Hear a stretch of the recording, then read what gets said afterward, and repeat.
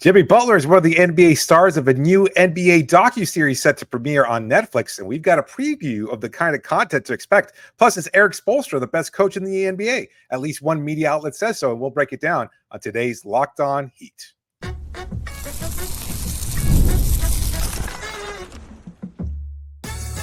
You are Locked On Heat, your daily Miami Heat podcast, part of the Locked On Podcast Network, your team every day. All right, welcome to Locked On Heat, your everyday podcast on the Miami Heat. Whether you're tuning in on YouTube, Odyssey, or your favorite podcast app, thanks for making Locked On Heat your first listen every day. I'm Wes Goldberg, editor at allyoucanheat.com, here with David Ramil. Both of us are credentialed Heat media members, and the best way to support the show is to leave a 5-star rating and review on your podcast app, and make sure you hit that subscribe button on YouTube. A reminder that today's episode is brought to you by Game Time. Download the Game Time app, create an account, use the code LOCKEDONNBA for $20 off your first purchase. Got a bunch of stuff to get to today. The Heat worked out a former first-round pick, and CBS weighed in on where Eric Spoelstra ranks among all NBA coaches. Well, let's start with the trailer that Netflix released on Tuesday, previewing their NBA series, Starting Five. It features Jimmy Butler, LeBron James, Anthony Edwards, Jason Tatum, and Domantas Sabonis for some reason. The 10-episode series comes out on October 9th. The trailer came out on Tuesday afternoon. And, David, it looks really interesting. It looks like Jimmy Butler is going to be featured in a number of scenes, obviously, as they follow him. But what struck me about the trailer is that it really focused on some of the off-the-court stuff that Jimmy Butler was involved with.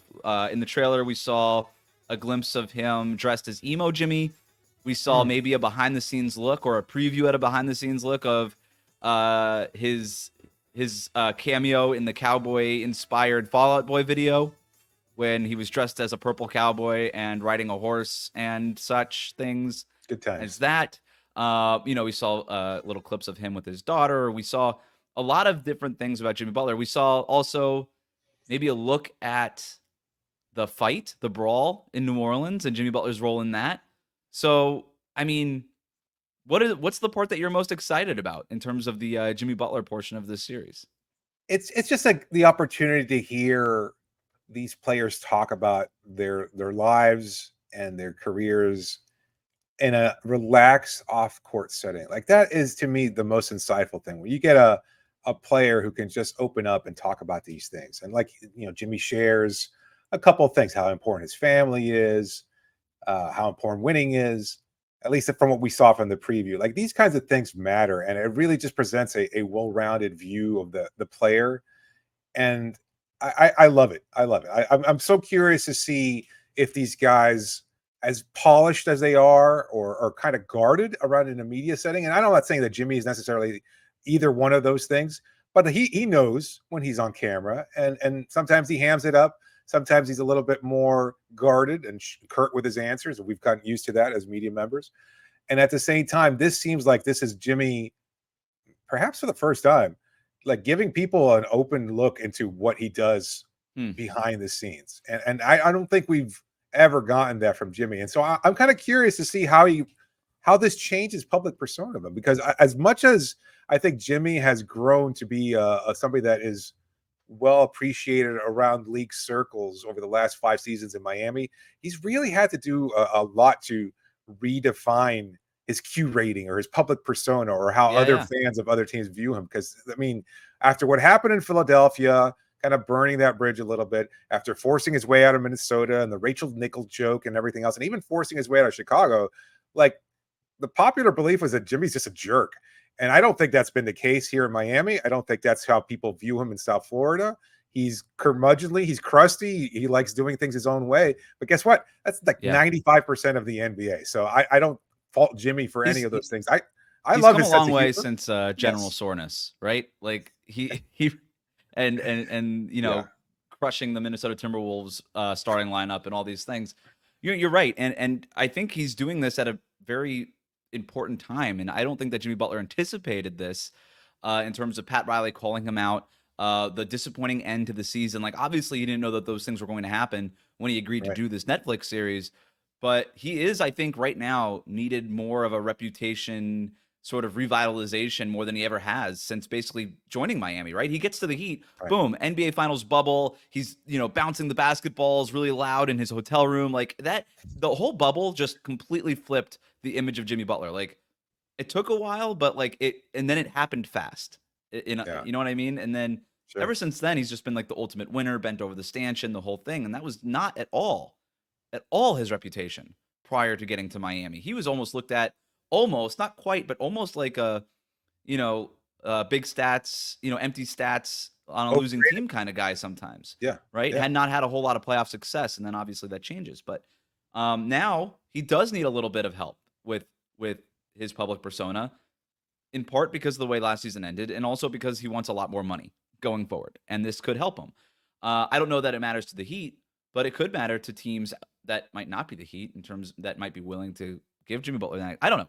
Who knows? In terms of whether or not he's guarded or not, this is a total opt-in thing. He agreed to do this. I expect the most open Jimmy Butler basically that we've ever seen outside of the Rachel Nichols interview right after the Minnesota brouhaha, right? I think we're going to see a version of Jimmy Butler that we've never seen before. We've gotten glimpses of it. I think he's got like a YouTube page where he's like shown some like behind the scenes looks at some things that he does, but touring through New York or whatever it might be. But it always feels like advertised and sponsored kind of content.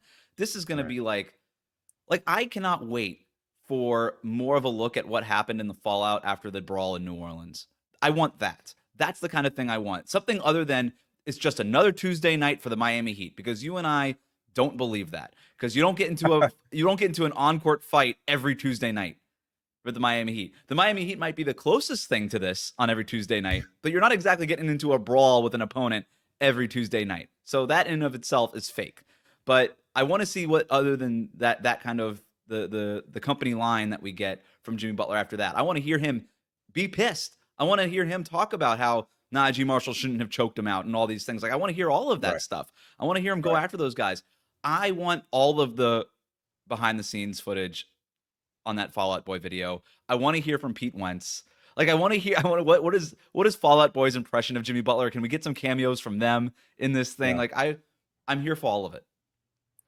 I just it's so interesting too, because he can't control the narrative. Like the difference between those videos that he puts out and everything else is like he has no content control. This is not his series. This is Netflix's series. So this is the opportunity to kind of put him on the spot a little bit and be like, okay, well, we're going to ask you questions that maybe you don't like answering, and we'll see how he handles it.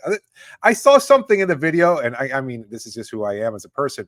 Like the ability to, maybe it could seem to be a double-edged sword, and whereas I think it will do a lot to help kind of renew or replenish or revitalize his image, it could kind of turn on him a little bit, because there's one time there that he kind of refers to himself as a king of all trades rather than a jack of all trades. Yeah. And you never know with Jimmy if he's being tongue-in-cheek or not. I don't think he was in that, but he misspoke and he called it a king of all trades instead of a jack of all trades. I don't know if he misspoke. I mean, he might have been on purpose. That's such a great point. I had forgotten about that. But yeah, I would bet that's around the time where he was starting to try to ramp up into playoff Jimmy mode, and we know how it ends up, right? He kind of falls flat on his face. He does not ever enter playoff Jimmy mode. Even prior to the knee injury, he wasn't playing any better than he was all season. Like after he declared to Chris Haynes and all these things, you're right. He could sort of be the tragic figure in this thing, because we know it's not going to be Jason Tatum. LeBron James will never be cast as a tragic figure. I mean, he becomes the all-time leading scorer in NBA history this season. He wins the in-season cup, which we'll see how big of a deal he makes about the in-season tournament. LeBron James, very excited, little sidebar about that in this series, how he talks about Michael Jordan never won the in-season tournament. I did. But Jimmy could end up being the tragic figure in all of this. And that would be an conversely, it could almost be like, here's this guy who has this reputation for talking a lot of smack and kind of hyping himself up, and then he winds up getting hurt and he winds up not competing at all. And it could wind up looking like he has a lot of egg on his face after a whole series of him kind of talking smack. He's going to be also, I think, the comedic relief, right? Because you've got Jason Tatum, who feels like he takes... That's Ant. 100%. It could be Ant, but Ant's also sort of like he's comedic relief, but like Jimmy Butler's a little bit more slapstick, because he's the one in the emo costume. Dry. He's the one doing the... Well, he's also doing he's like doing the off-the-court antics. I think Anthony Edwards is going to be hilarious, like on the court. So like Yeah. Jimmy Butler is going to be like the Kramer storyline, right? Like the C storyline and this whole thing. And he could be the tragic figure even still. By the end of it, he could be the crying clown in this thing, right? Like Ooh. and that would be a kind of a tough look for him. But I don't think he's going to care. I'm very excited to watch it. So for people that don't know, like this is basically Netflix's NBA version of Quarterbacks, which was the wildly successful NFL series. They have something on golf, F1, like these things are coming out and they've all been really successful. And I'm really excited to see Jimmy Butler be a part of this. We're going to learn a lot about him, I think. Jimmy Butler's not been the most open book, like you were alluding to earlier, throughout particularly during his Miami Heat tenure. But this is a guy who basically stays at Airbnbs when the team is on the road. He is always around his group of friends, and he likes to take his extracurricular sort of trips to, ice cream shops and coffee shops and the Aloe Yoga store in whatever city he's in and all these things. So we'll get all kind of the stuff that looks at that too. So very excited to see it. Meanwhile, the Miami Heat, don't tell them the offseason is over. They've been working out some players. We've got some intel on that coming up next here on Locked On Heat. Today's episode is brought to you by FanDuel. What do you think about the Dolphins quarterback edition? A former Pro Bowler? Yeah, like one of those fake Pro Bowlers, though, like as like injury replacement, kind of all-star kind of thing. The Goran Dragic of the NFL is kind of thing? Is that what you're saying? If he was the Goran Dragic of the NFL, the Dolphins would be in good hands. I wouldn't put him quite at that level yet. But no, I think, look, they needed to add somebody. And according to the reports, Skylar Thompson is going to start this weekend, but he might not be the starter long term if Tua doesn't make a quick recovery. So could be this Huntley guy. Yeah. Yeah.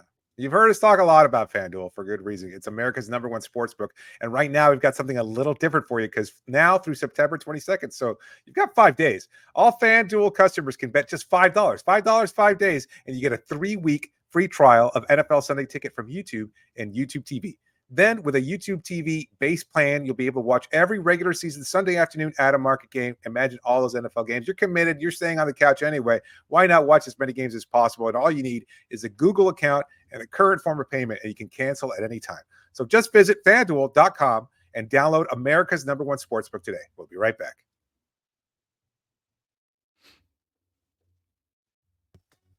Thanks again for making Locked On Heat your first listen of the day. For your second listen, enjoy the Locked On NBA podcast. There's no offseason in the NBA, and Locked On NBA provides daily basketball analysis from national and local experts in 30 minutes or less. No one keeps you as informed or entertained as Locked On NBA. It's available on YouTube and wherever you get your podcasts. Part of the Locked On Podcast Network, your team every day. Before we get to where CBS ranked Eric Spoelstra among all the NBA's coaches and what coaches were maybe overrated and underrated, let's talk about this report from our friend Keith Smith over at Spoelstra, who reported that the Miami Heat, the Boston Celtics, and the Golden State Warriors have or plan to work out Nassir Little. The Athletic also reported that the Sacramento Kings have worked out Nassir Little. Nassir Little, former first-round pick, 29th pick, something like that, 20-something pick by the Portland Trailblazers 5 years ago, in the 2019 draft. Was in Portland for 3 years, never really made an impact. Goes to Phoenix in a 3-team deal last summer.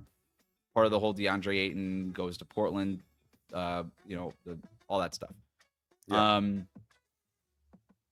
Can't really crack the rotation in Phoenix last year.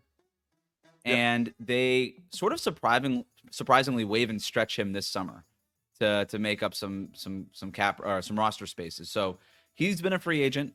He's working out with teams. There's stuff to like there, sort of 6'5", 6'6", physically toolsy kind of guy, athletic, strong. Was highly rated in the draft and kind of slid down boards. I think people had him as a potential lottery pick in that draft, and he ended up sliding. But what do you think about the Heat working him out? It's interesting. I mean, he kind of feels like a Heat player, and that's like, not only is he a first-round talent, perhaps, but he's got NBA experience. He's played, now it's 5 seasons. 4 with Portland, 1 with Phoenix, as you said. And on top of that, he's basically playing for his NBA life. And I think that's kind of, Miami's bat signal of sort. That's always been the way they operate. It's like, oh, what's that? You're in desperate need of a team to kind of, build you back up and make you palatable to other teams around the league. You've got our number. And I think that's kind of how it'll play out. Now, obviously they're limited due to their roster as currently constructed. I don't know how they could sign him outright. It would probably be on a two-way deal, and that would, I think, be a disappointment for a lot of people because he would have to replace one of the younger players that they've committed to in terms of what their two-way contract allotment is currently set. Well, can I jump in there? Yeah, please.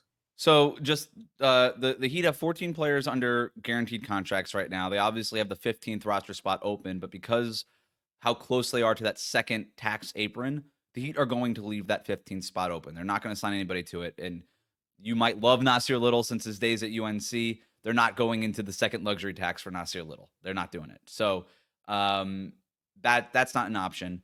They recently signed and then waived 2 players to Exhibit 10 training camp contracts. So they still have 2 or 3 training camp spots available now. And they could potentially sign Nassir Little to one of those training camp deals and let him compete then for one of those two-way spots, which could be swapped out at any time without impacting the cap. Everybody loves Josh Christopher. Everybody loves Keyshawn Johnson. Drew Smith feels like he's not quite a placeholder because I think he has a legitimate chance to keep the two-way contract, but if anybody's going to lose it, it might be him.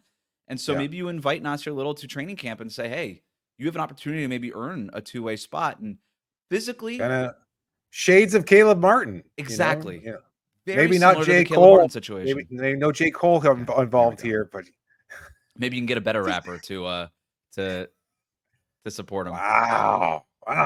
Your animosity. You've got major beef here with Don't J. put me to Cole. sleep. That's all I ask. When I'm listening to music, if I'm listening to rap music, I don't want to be put to sleep. If I'm listening to classical, you can put me to sleep. That's fine. So yeah, physically very similar to Caleb Martin, right? Long, big, strong, athletic, toolsy, all these things, but raw nonetheless. I mean, the guy averaged like 3 points per game, 3.5 points per game last year. He's been a 32% shooter on low volume from 3 for his entire career. Does not do anything at an NBA level at this stage, but he is an NBA level athlete. So other than that, he hasn't been very productive. But you could say the same thing for Caleb Martin, who started in Miami on a two-way contract and then earned a roster spot. And by the way, Caleb Martin's not on this roster anymore. So if you're looking to replace Caleb Martin, getting a guy like Nassir Little, I think, does make some sense, or at least kicking the tires on him and working him out, right? I think a training camp thing is probably what Miami is thinking when it comes to Nassir Little. Now, the rub on this is that Sacramento and Golden State, they have, I think Sacramento has an open roster spot. Golden State has 15 players under contract, but both of those teams are enough under the tax, and both of those teams only have 12 players on fully guaranteed contracts.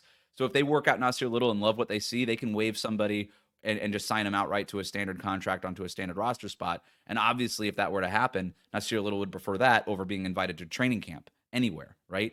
But if that doesn't materialize, I don't see why the Heat wouldn't at least invite Nassir Little to training camp because of all the things we're talking about. Like, doesn't hurt, right? And if it doesn't work out, it doesn't work out, and then he goes back into being a free agent.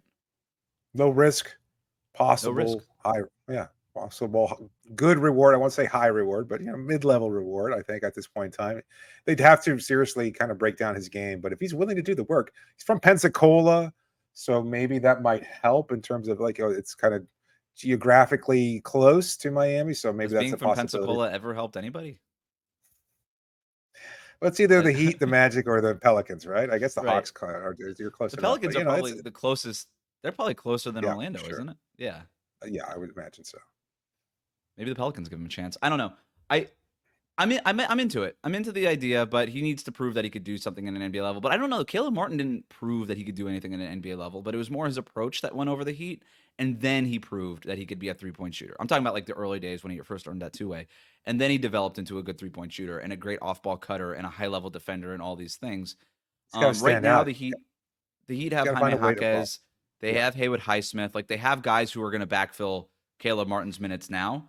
But having another guy in the pipeline could be really helpful. Also, they have Keyshawn Johnson on a two-way contract too. So maybe that gets in the way. But you can't, as they say, you can't have enough long athletic wings as long as they could do stuff. I guess that's the question about Nassir Little is can he do anything at this point? So we'll see how that plays out. Coming up next, where does Erik Spoelstra rank among the NBA's top coaches, and what coaches are perhaps overrated within the Heat's own conference? We'll talk about that next here on Locked On Heat.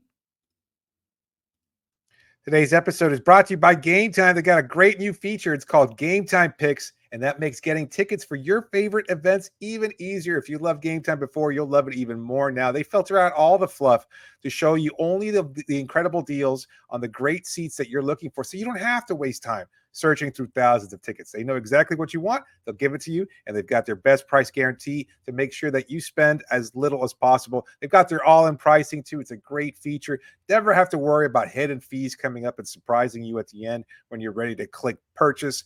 You don't have to worry about that. You know exactly what you're paying for, and that's not going to change at any point. And you can see exactly where you're going to be sitting from because of their panoramic view, their seat views from your seat, so that you can use when you use the app before you buy, so you know exactly where you are. No obstructions. You know if you're going to get the kind of view that you're looking for. Really convenient. I love that feature. So take the guesswork out of buying tickets and use Game Time. Download the Game Time app, create an account, and use the code LOCKEDONNBA. You get $20 off your first purchase. Terms to apply, but again, create an account and redeem the code LOCKEDONNBA, and you get $20 off. Download Game Time today. What time is it? It's Game Time.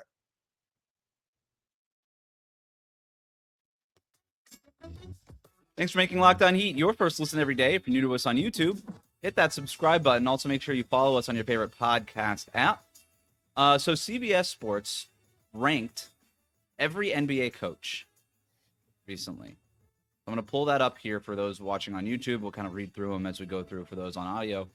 CBS Sports top 30 coaches in the NBA. They have Eric Spoelstra number 1. Before I ask you whether or not you're surprised, I'll just sort of read out the top 10 or so here.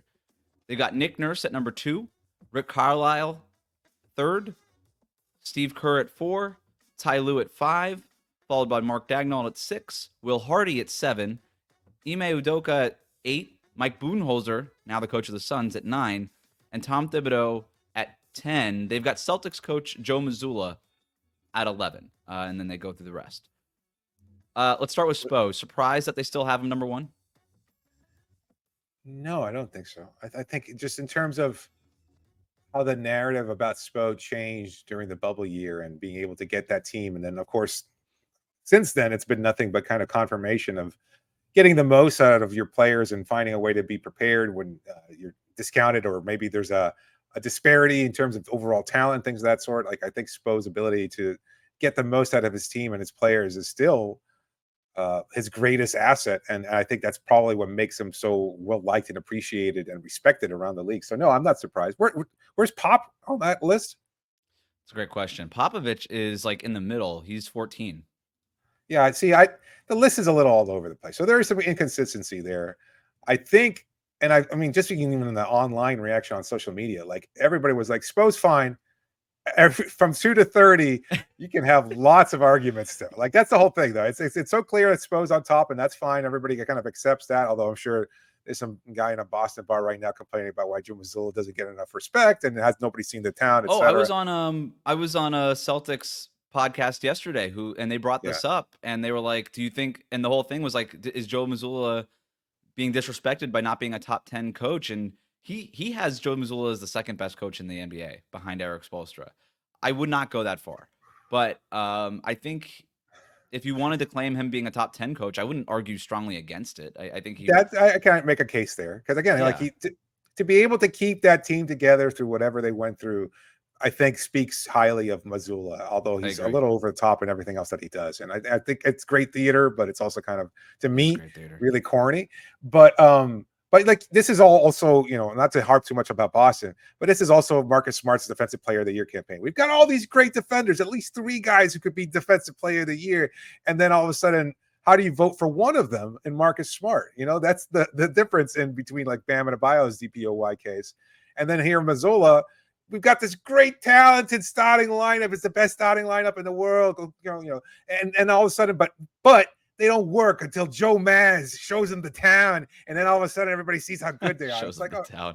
Yeah, it's like, what is it? Is it the talent? Is it the the defensive chops? Is it the leprechaun coming in there and pissing in Jimmy Butler's shoes? I mean, what is it about Boston? Because they can't seem to narrow it down to just one thing, but it's just like this overall greatness that permeates through everything and makes it so annoying.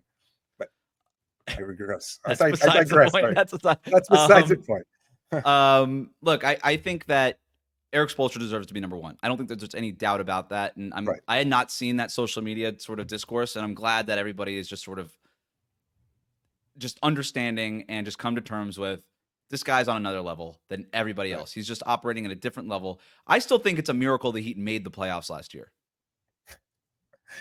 With the amount of injuries that team had, they had as many injuries as Portland and Memphis last year. Those teams were in the lottery. Yeah. The fact that the Heat were in the playoffs, even by way of play-in tournament, is a miracle. Like, Eric Spoelstra overachieved with last year's team, in part because last year's team never existed because they were always on the IR. They were always on the injury report.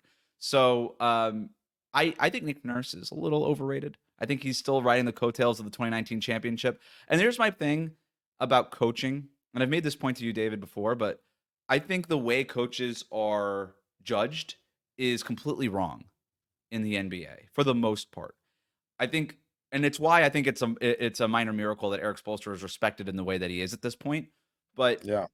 I think we make it's sort of like the Brad Stevens thing where the guy designs like 2 really cool looking sidelines out of bounds plays, and all of a sudden he's the best coach in the NBA, even though he's never won a championship or really done anything other than, make a conference finals.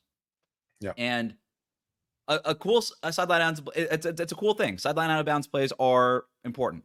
It's about 2% of a head coach's job, right? It's like, it's so minute in the level of what it in everything else that a head coach does. And I think guys like Nick Nurse, who, again, riding the coattails of the box and one during the 2019 finals, it's just like, it looks cool. But I also think that that's a thing that fans can easily identify. Like, I don't necessarily hold it against fans for not understanding the behind the scenes stuff that a coach does because it's behind the scenes, right? They don't see a guy like Eric Spoelstra breaking down players and building them back up. They don't see the way that Eric Spoelstra prepares his team, right? You see some of the effects of that when they go to the finals in 2023, right? You see, and you see how well prepared and how well conditioned they are in the playoffs, but you don't see it as it's happening. You don't. I think to me, head coaching is like a glacier, right? There's a little bit of it that pokes out the top of the ocean. Most of it's underwater, and you'll never see it. You'll never see it. With Eric Spoelstra, it's been so evident in part because he's been doing it for almost 2 decades now that you can't help but know it. But I do think that there's other coaches who kind of skate by with like a cool sideline out of bounds play or a zone defense or a box and one or whatever it is, and they get a little bit higher up these rankings. Yeah. Is there a particular coach that you think Will really Hardy stands out in terms of? Okay. What was he again? 7. You want to That is a little high. No, that is a little high. high? Jamal Mosley is a heck of a coach. He's 19. That's yeah, insane to me. Like, at least That's that we don't team made watch the playoffs. Magic basketball. Yeah, we don't. We're We awarding don't Will watch Hardy. Magic basketball. We're Yeah. awarding Will Hardy for winning 30 games a year with Utah. I think Will Hardy's a good coach. Don't get me wrong. But Yes. 7? But 7 Yes. over Oh wait, Tom didn't Thibodeau? Will Hardy coach? Didn't Will Hardy coach for the Boston Celtics? Oh, so did Ime Udoka. Ah, All of them top 8 guys. Wow. Wow. There it is. Tom Thibodeau coached for the Celtics too. yeah, a long time ago. Ice, While ago. ice. Yeah, yeah. Nice. And he's number 10. So you've got 1, 2, 3, 4 former or current Celtics coaches in the top 11. The Boston media mafia is out, man. Like that the propaganda machine in Boston is the greatest propaganda machine of all time. Whoever Boston wants elected president could win if they just put the Marcus Smart Defensive Player of the Year energy behind one of the 2 candidates. That guy would win. I mean, that would beat the Taylor Swift endorsement. Would be the only thing that could beat Taylor Swift would be That person would win. Not that guy would win. I said that person would win, right? Did I say that No, guy you would said win? that guy. I said that candidate would win. That candidate would win. person. That Yeah, person. here we go. That person could That's right. win. Before we venture any more into politics, that's our show for today. Thanks for making Locked On Heat your first listen every day. Like, comment, and subscribe on YouTube. Follow us on your favorite podcast app.